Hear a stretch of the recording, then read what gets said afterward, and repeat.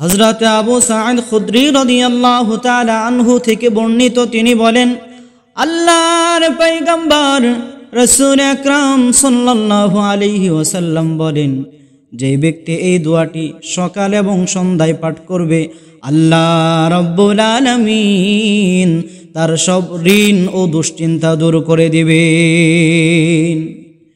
শুধু তাই নয়, তিনি আরো বলেন, যে ব্যক্তি এই দোয়াটি সকাল সন্ধ্যায় পাঠ করবে, আল্লাহ তাআলা তার অলসতা দূর করে দিবেন।